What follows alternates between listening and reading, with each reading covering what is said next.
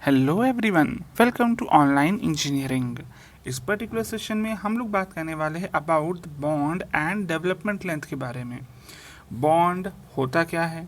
देखिए, जनरली अगर हम लोग डेली लाइफ की बात करें, इमोशनल बॉन्ड वर्ड हम लोगों ने बहुत बार यूज़ किया है, जिसमें हम लोग ये बोलते हैं कि भैया दो व्यक्तियों के बीच में कितना ज़्यादा इमोशनल कनेक्शन है ना। लेकिन अगर मैं ये बोल रहा हूँ बॉन्ड अबाउट द आरसीसी, तो आरसीसी में दो व्यक्ति कौन है? तो यहाँ पर है आपका स्टील और है कंक्रीट।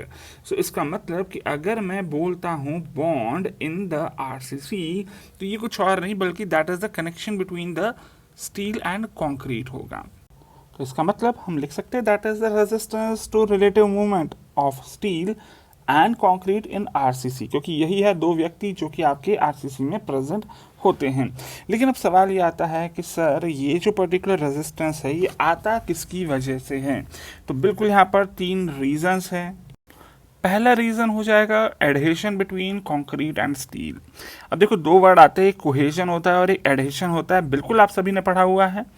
कोहेजन का मतलब होता है force of attraction between the particles of the same material, जैसा कि सॉइल और सॉइल पार्टिकल के बीच में मिलता है। तो आप लोगों ने बिल्कुल सॉइल स्ट्रेंथ पढ़ा था, जब सॉइल की शेयर स्ट्रेंथ पढ़ी थी तो उसमें देखा था कोहेजन एक्ट करता था।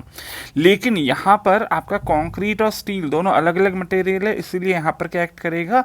एडहेजन एक्ट करेगा। ठीक है ना। और ये एडहेशन क्यों आ जाएगा? That will be may be because of some chemicals that are produced during the formation of the concrete. ठीक है। इसके अलावा सेकंड रीजन क्या हो सकता है? सेकंड रीजन ऑब्वियसली बात है, जैसा आपने सॉइल में पढ़ा था फॉर द शियर स्ट्रेंथ, यहाँ पर भी आ जाएगा that is the friction between the concrete and steel. अच्छा, यहाँ पर अगर मैं आपको पूछता हूँ भैया देखो एडहेशन किस पे डिपेंड करेगा, जैसा मैंने आपको बोला ये है फोर्स ऑफ अट्रैक्शन, तो ये इस पे डिपेंड करेगा that what are the content of your cement और कंक्रीट। भाई जो भी कंक्रीट के यहाँ पर कंटेंट है इस पर डिपेंड करेगा कि कितना ज़्यादा अच्छा बॉन्ड वहाँ पर डेवलप हो पाएगा ड्यू टू द एडहेशन। लेकिन अगर मैं फ्रिक्शन की बात कर रहा हूँ तो फ्रिक्शन मतलब क्या है? घर्षण। ये आपके सरफेस की रफनेस पर डिपेंड करता है। तो यहाँ पर ये किस पर डिपेंड करेगा? रफनेस ऑफ स्टील रेनफोर्समेंट पे डिपेंड करेगा। मतलब अगर आपने यहाँ पर रिब्स दे दिए है अपने स्टील रेनफोर्समेंट पे, तो वहाँ पर आपका फ्रिक्शन ज़्यादा एक्ट कर जाता है। अच्छा, थर्ड पॉइंट यहाँ पर क्या होता था? शियर स्ट्रेंथ ऑफ सॉइल में आपने पढ़ा था that was interlocking between the soil particles. तो यहाँ पर भी जो थर्ड पॉइंट है वो सेम है, दैट इज मैकेनिकल इंटरलॉकिंग। अब इसका मतलब क्या है? देखिए, हमारे जो भी बाहर से अगर उनमें डिफॉर्मेशन है मतलब रिब्स है, तो ये रिब्स इंटरलॉकिंग प्रोड्यूस करेंगे विद द सराउंडिंग कंक्रीट। मतलब उनके बीच में उनके शेप के कारण एक ऐसी लॉकिंग होगी जो उनको आपस में मूव करने से रोक देती है। सो ये इंटरलॉकिंग भी काफ़ी हद तक हमारे बॉन्ड में काम करती है, but specially in the deformed bars ये इंटरलॉकिंग काफ़ी ज़्यादा सिग्निफिकेंट हो जाती है। अच्छा, ये तो हुई बात हमारे एक पार्ट की, that is the bond resistance. But जो दूसरा पार्ट आता है that is the bond stress. अब देखिए, जब मैं स्ट्रेस की बात कर रहा हूँ मतलब क्या है? ये हमारे तोड़ने वाली ताकत है। मतलब कि अगर लेट अस सपोज ये आपका बार है और इस पे कुछ फोर्स लग रहा है इस डायरेक्शन में, तो ऑब्वियस सी बात है ये बार तो बाहर की तरफ जाना चाह रहा है, लेकिन इसको रोकेगा कौन? हमारे बार के सराउंडिंग का कंक्रीट, और बार पर एक्ट करेगा कुछ इस डायरेक्शन में स्ट्रेस। अब देखिए, ये जो पर्टिकुलर स्ट्रेस है ये क्या देखने मिल रहा है? This is along the contact area, इसलिए ऐसे स्ट्रेस को आप क्या बोल देते हो? एज द शीयर स्ट्रेस, है ना। तो मैं यहाँ पर क्या लिख सकता हूँ? दैट बॉन्ड स्ट्रेस एक शीयर स्ट्रेस है। बॉन्ड स्ट्रेस कैसा स्ट्रेस है? That is a shear stress. अच्छा, ये जो शीयर स्ट्रेस है ये कहाँ एक्ट कर रहा है? ये एक्ट कर रहा है at the contact of concrete and steel reinforcement. ठीक है ना। तो यहाँ पर ये चीज़ बिल्कुल ध्यान रखनी है कि भाई जो हमारा शीयर स्ट्रेस है इस केस में वो कहाँ एक्ट कर रहा है? कंक्रीट और स्टील में। लेकिन हाँ, इसके पहले वाले चैप्टर में आया था अगेन शीयर स्ट्रेस, जिसके लिए आप लोगों ने प्रोवाइड करा था शीयर रेनफोर्समेंट, याद होगा बिल्कुल, है ना। तो शीयर रेनफोर्समेंट जब आपने प्रोवाइड करा था तो वो भी शीयर स्ट्रेस के लिए दिया था, लेकिन वो कौन सा शीयर स्ट्रेस था याद होगा आप लोगों को? वो था आपका shear stress in the concrete. तो वहाँ पर कंक्रीट के अंदर ही जो शियर स्ट्रेस है, चाहे वो कोई भी डायरेक्शन हो, कोई भी प्लेन हो, उसको टैकल करने के लिए आप लोगों ने प्रोवाइड करा था शियर रेनफोर्समेंट। तो अगर मैं यहाँ पर बात करता हूँ टाउ सी की, देखो टाउ सी क्या था, that was the shear strength of the concrete, है ना। तो ये जो शियर स्ट्रेंथ ऑफ कंक्रीट है, शियर स्ट्रेंथ ऑफ कंक्रीट, ये किसको रेजिस्ट करता था, that was resisting the shear stress in the concrete. ठीक है, ये कंक्रीट के किसी भी पर्टिकुलर प्लेन में जो भी शियर स्ट्रेस है उसको रेजिस्ट करता था। लेकिन अगर मैं बात कर रहा हूँ टाउ बी क्या है, that is the bond strength of the concrete, है ना। तो बॉन्ड स्ट्रेंथ कौन से शियर स्ट्रेस को रेजिस्ट करेगा, ये रेजिस्ट करेगा shear stress between the concrete and the steel. ठीक है ना, तो दोनों में बिल्कुल कंफ्यूज नहीं होना है। हाँ बिल्कुल, दोनों के दोनों ही शियर स्ट्रेस हैं, लेकिन जब मैं बॉन्ड स्ट्रेंथ की बात कर रहा हूँ तो वो होगा between the steel and concrete. अच्छा, एक और बात ध्यान रखिएगा कि अगर मान लीजिए कभी बॉन्ड स्ट्रेस हमारे बॉन्ड स्ट्रेंथ से ज़्यादा हो गया, तो उस केस में होगा क्या कि ये जो पर्टिकुलर आपका बार है ये मूव कर जाएगा with respect to the concrete. और अगर ऐसा हो गया तो जो भी लोड हमारे कंक्रीट पे लग रहा है वो स्टील पे ट्रांसफ़र नहीं हो पाएगा, क्योंकि अगर ट्रांसफ़र करना है तो ऑब्वियस सी बात है स्टील को कांस्टेंट एक पर्टिकुलर लोकेशन में फिक्स होना चाहिए। लेकिन लोड लगने पे, फोर्स लगने पे, स्ट्रेस लगने पर अगर आपका स्टील बार मूव कर जाता है इजीली, तो ऑब्वियस सी बात है वो फोर्स उसका मोशन तो कॉज कर देगा, लेकिन वो फोर्स आपके स्टील की स्ट्रेंथ का यूज़ नहीं करवा पाएगा। इसका मतलब ये बोलना है मेरा कि अगर आप आरसीसी स्ट्रक्चर में स्टील की स्ट्रेंथ का यूज़ करवाना चाहते हो तो आपका स्टील कंक्रीट के साथ परफेक्टली बॉन्डेड होना चाहिए। अदरवाइज स्टील की कोई भी स्ट्रेंथ का यूज़ आप नहीं कर पाओगे, चाहे आप मोमेंट रेजिस्ट करवाना चाहते हो, टेंशन कैरी करवाना चाहते हो, या फिर शियर रेनफोर्समेंट के लिए आपने बार्स क्यों ना दिए हो। इसका मतलब आप यहाँ पर लिख सकते थे that the strength of steel in RCC is utilized only and only when bond between concrete and steel is present. अगर बॉन्ड ब्रेक हो गया तो स्टील की स्ट्रेंथ का यूज आप नहीं कर पाओगे अपने आरसीसी स्ट्रक्चर में। सो ऑब्वियस सी बात है, यहाँ पर आई होप शायद समझ में आया होगा that what is the importance of bond in RCC. चलिए अभी आगे बढ़ते हैं और ये देखते हैं कि भाई कितने तरह के बॉन्ड्स हो सकते हैं अकॉर्डिंग टू द फोर्स और loading condition which is inducing the bond stresses. देखिए ऑब्वियसली बात है, बॉन्ड स्ट्रेसेस ऐसे ही इंड्यूस नहीं होते, अगर कुछ वहाँ पर फोर्स लग रहा है, कुछ लोड लग रहा है, तभी वहाँ पर बॉन्ड स्ट्रेसेस डेवलप होंगे। और इसके बेसिस पे आप अपने बॉन्ड को दो कैटेगरी में कैटेगराइज करते हो। पहला है यहाँ पर that is a flexural bond. Flexural bond जैसा कि नाम बता रहा है, मतलब that is induced by the bending moment, है ना। फ्लेक्चर का मतलब होता है बेंडिंग, तो यहाँ पर फ्लेक्चरल बॉन्ड बोल रहा हूँ, मतलब बेंडिंग मोमेंट की वजह से इंड्यूस होने वाला बॉन्ड।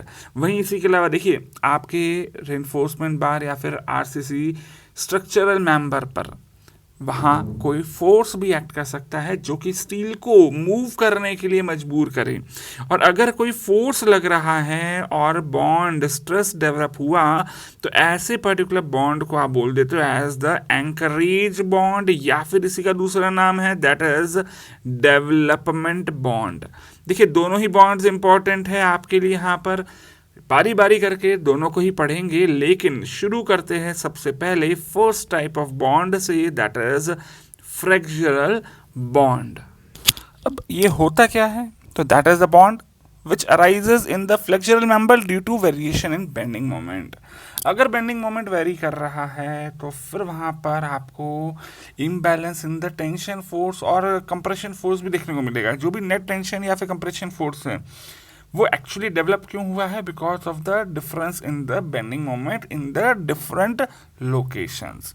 तो इसी को समझते हैं। चलिए एक मैं मान लेता हूँ यहाँ पर एक आपके पास सिंपली सपोर्टेड बीम है, तो let us suppose that this is your simply supported beam.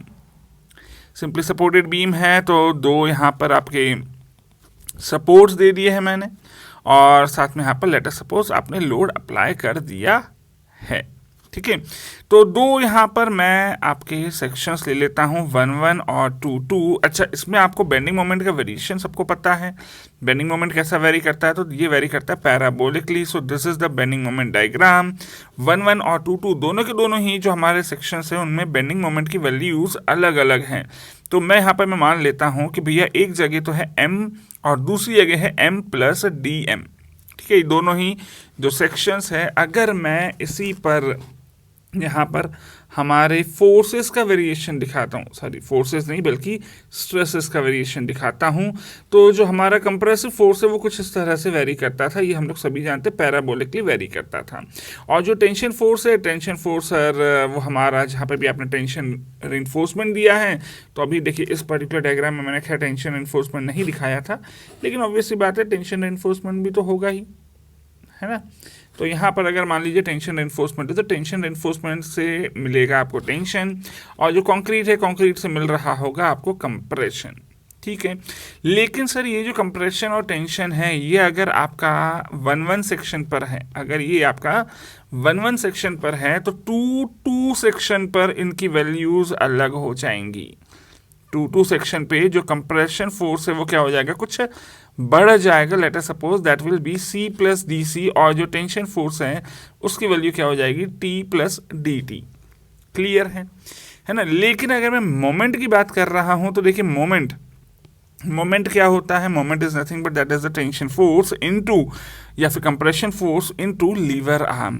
तो अगर मैं M प्लस DM की बात कर रहा हूं तो वो क्या हो जाएगा, हमारा increased tension force. Increase tension force कितना होता है, that is T plus DT, है ना, T प्लस DT, ये आपका सेकेंड सेक्शन पर था, इनटू लीवर आर्म। ठीक है ना। वहीं इसी के अलावा अगर मैं M की बात करूं तो M क्या हो जाएगा sir, that will be T into lever arm. ठीक है, दोनों का ही अगर मैं यहाँ पर डिफरेंस ले लेता हूँ तो मुझे क्या देखने को मिलेगा, इन दोनों ही इक्वेशंस को सबट्रैक्ट कर लो, है ना। सबट्रैक्ट करके क्या मिल जाएगा, that will be DM is equals to be DT into lever arm. Yes और नो। सो dt की वैल्यू क्या आ जाएगी, that is nothing but that is equals to be dm by lever arm. ठीक है, अब ये जो है dt, ये dt क्या है, this is nothing but this is a net force, है ना, ये एक नेट फोर्स है। और ये नेट फोर्स कहाँ एक्ट कर रहा है, बिटवीन दीज टू सेक्शंस। ये दो सेक्शंस जो हमारे कौन कौन से सेक्शन है, एक 1 1 सेक्शन है और एक 2 2 सेक्शन है। इन दोनों के बीच में हमारा जो नेट फोर्स है वो कितना आ रहा है, दैट इज dt, है ना। और ये dt कौन सी डायरेक्शन में, along the length of the reinforcement bar. Yes और नो, क्योंकि अगर रेनफोर्समेंट बार देखेंगे तो रेनफोर्समेंट बार ये रहा रेड कलर का। तो हमारा जो dt दिख रहा है, dt is nothing but that is the net force in the direction of the length of reinforcement बार। ठीक है, और यही जो dt है, इसी dt की बात करें तो इसको हमारा टैकल करेगा बॉन्ड रेजिस्टेंस, है ना। लेकिन अब अगर मैं आपको पूछता हूँ भैया ये बताओ बॉन्ड रेजिस्टेंस कहाँ एक्ट करेगा, तो ये एक्ट करेगा on the surface area that is in contact with the concrete. किसका सरफेस एरिया, स्टील रेनफोर्समेंट का वो सरफेस एरिया जो कि कॉन्क्रीट के कॉन्टेक्ट में है ना। अब अगर मैं बात करता हूँ हमारा जो भी रेनफोर्समेंट होता है वो कैसा होता है, दैट इज सर्कुलर, है ना। तो अगर मैं पूछता हूँ भाई कितना एरिया होगा इसका जो कि कांटेक्ट में होगा विद द कंक्रीट, तो सर ऑब्वियसली बात है that will B this circumference into length. Yes और नो, मतलब जो कर्व्ड सरफेस एरिया है वही तो कांटेक्ट में होगा विद द कंक्रीट। यस और नो। तो अगर मैं यहाँ पर लिखना चाहूँ, मैं क्या लिख सकता हूँ कि सर ये जो dt फोर्स दिख रहा है, net resultant force in the direction of the length, that will be carried by the bond strength, है ना। अब बॉन्ड स्ट्रेंथ मैं यहाँ पर लिख देता हूँ टाउ BD। ठीक है, और ये जो स्ट्रेस है, ये स्ट्रेस कौन से एरिया पे एक्ट करेगा, on the curved surface area of the your reinforcement. अब लेट अस सपोज ये जो दो आपने सेक्शंस यहाँ पर दिखाए, इन दोनों सेक्शंस के बीच का डिस्टेंस कितना है, दैट इज dx। तो कर्व्ड सरफेस एरिया क्या हो जाएगा, that will be the perimeter into dx। Yes और नो? पेरीमीटर क्या है? दैट इज पाई डी बोल दो या फिर 2 पाई आर बोल दो, है ना। लेकिन अगर नंबर ऑफ बार्स ज़्यादा है, एक नहीं है, अभी तो फिलहाल मैंने यहाँ पर क्या लिख कर दिया आपको, सिर्फ एक ही बार बना कर दिया है। ऑब्वियसली बात है, टेंशन एनफोर्समेंट में एक ही बार तो नहीं होने वाला है ना। तो इसका मतलब मैं यहाँ पर क्या लिख सकता हूँ, D T will be equals to B tau B d into, अच्छा पेरीमीटर की वैल्यू बताओ, that will be equals to be pi into D, D की जगह फाई लिखा जाता है ना। D is nothing but that is the diameter of the bar, उसको फाई लिखा जाता है। नंबर ऑफ बार्स अगर मान लीजिए एन है तो वो भी मल्टीप्लाई कर दीजिए और साथ में लिख दो डी एक्स, डी एक्स क्या है, that is the length.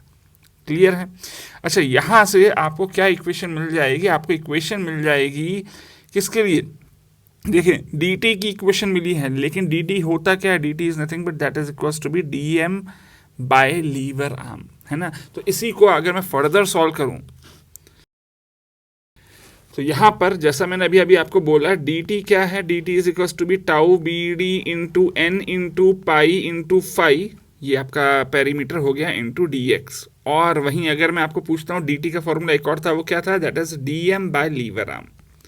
Yes और नो? दोनों को इक्वेट कर दिया मैंने। खैर, तो यहाँ से आपको टाउ बी डी का फॉर्मूला मिल जाएगा, है ना। क्या फॉर्मूला मिलेगा, देखिए D M by D X अलग लिख देता हूँ, ठीक है, ये वाला डी एक्स को इधर ले गया, ठीक है। इसके अलावा अगर मैं बात करता हूँ यहाँ पर इंटू 1/n पाई इंटू फाई, ठीक है, इंटू 1 लीवर आर्म। अब देखो मैंने कुछ सेग्रीगेशन किया है यहाँ पर, सेग्रीगेशन क्यों किया, ताकि आपको फॉर्मूला इजीली याद रह जाए।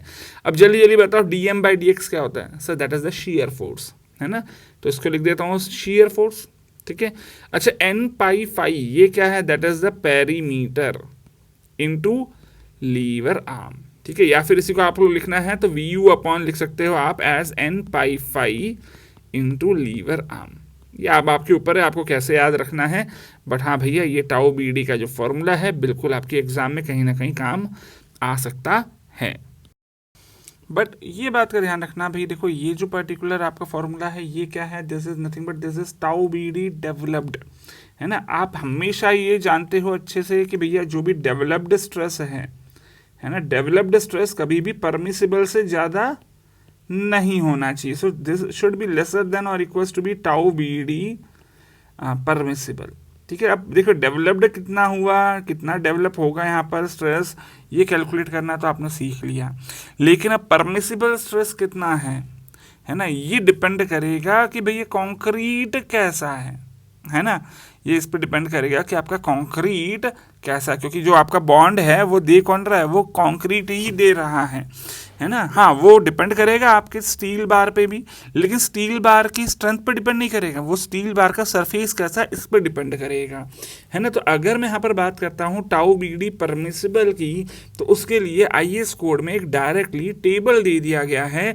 या तो आप वो टेबल याद रख लीजिए, टेबल तो मैं आपको खैर बता ही दूंगा, बट इसी के अलावा आप चाहो तो ये फॉर्मूला भी याद रख सकते हो, that is tau B D permissible is equals to be 0.16 into f c के रेस टू पावर 2/3।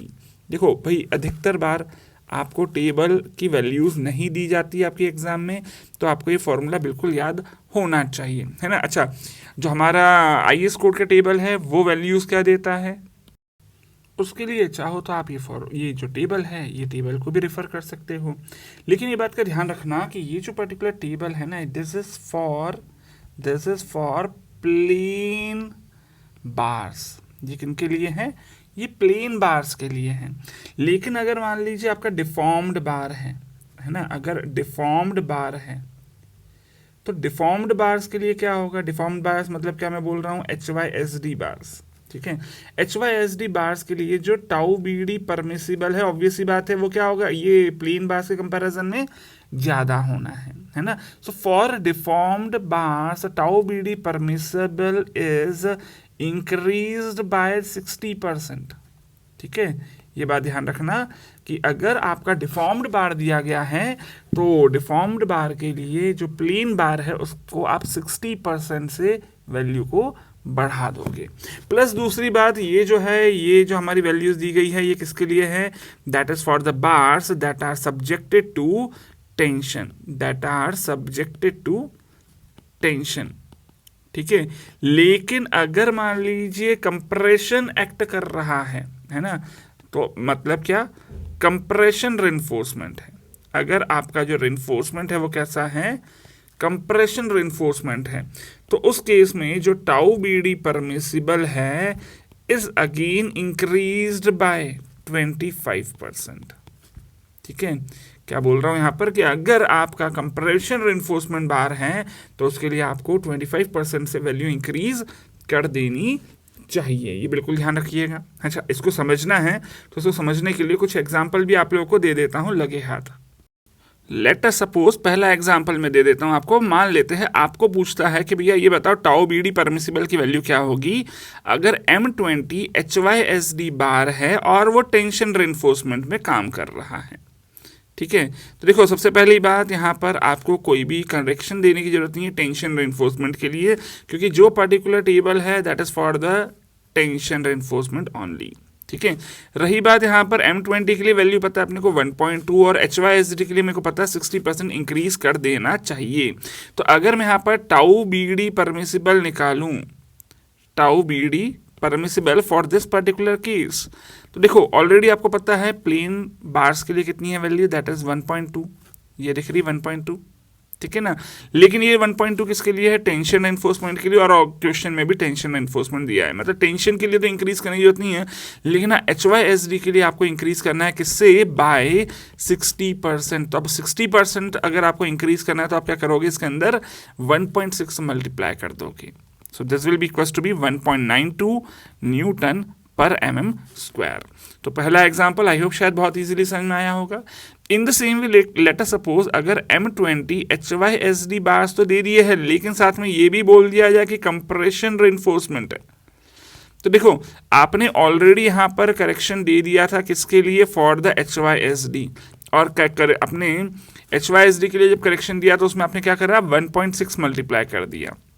तो 1.6 किसके लिए है, HYSD के लिए, लेकिन कंप्रेशन बार है, कंप्रेशन बार के लिए आप क्या करोगे, 1.25 भी आगे साथ साथ में मल्टीप्लाई कर दोगे। ठीक है ना, तो 1.25 मल्टीप्लाई करके जो भी वैल्यू आती है वो आप लोग यहाँ पर लिख लीजिएगा। बट चलिए एक और एग्जांपल देखते हैं। अगर मान लीजिए वो ये बोल देता है कि नहीं भैया M20 है और प्लेन बार है, प्लेन बार है अंडर टेंशन, तो भैया वो तो वही है जो कि आपके टेबल में वैल्यूज दी गई है, मतलब tau B D permissible will be nothing but that will be equals to be 1.2 newton per mm square, क्योंकि आपका टेबल वही वाली वैल्यूज देता है जो हमारे थर्ड वाले एग्जांपल में पूछी गई है। लेकिन अगर मान लीजिए आपको M20 में पूछता है कि भैया प्लेन बार तो दिया है but that is in compression, that is in compression, तो कंप्रेशन के लिए आप क्या करोगे भैया, यहाँ पर अपना 25% से बढ़ा दोगे, मतलब टाउ बी डी परमिसिबल क्या हो जाएगा, 1.2 इंटू 1.25। 1.25 क्यों करा, क्योंकि 25% से आपको यहाँ पर वैल्यू इंक्रीज कर देनी है। ठीक है, तो बहुत ही सिंपल सा यहाँ पर कंसेप्ट है, समझिएगा। देखिए मैंने आपको डेवलप कितना होगा टाउ बी डी वो निकालना बता दिया है, परमिसिबल वैल्यू क्या होती है हमारे IS कोड में वैल्यूज क्या दी है वो मैंने आपको बता दिया है। बट ये तो बातें थी only for the flexural bond, इसके अलावा एंकरेज बॉन्ड भी यहाँ पर हमारे सिलेबस में है, उसको भी पढ़ना है। उसके लिए हम लोग मिलते हैं अपने अगले सेशन में, क्योंकि जो एंकरेज बॉन्ड है उसमें बहुत सारे ऐसे कंसेप्ट है जो कि आपके सेशन को लंबा कर देंगे, तो एक बार में ही हम लोग पूरा एंकरेज बॉन्ड कवर करेंगे। मिलते हैं अगले सेशन में, till then take care, bye bye.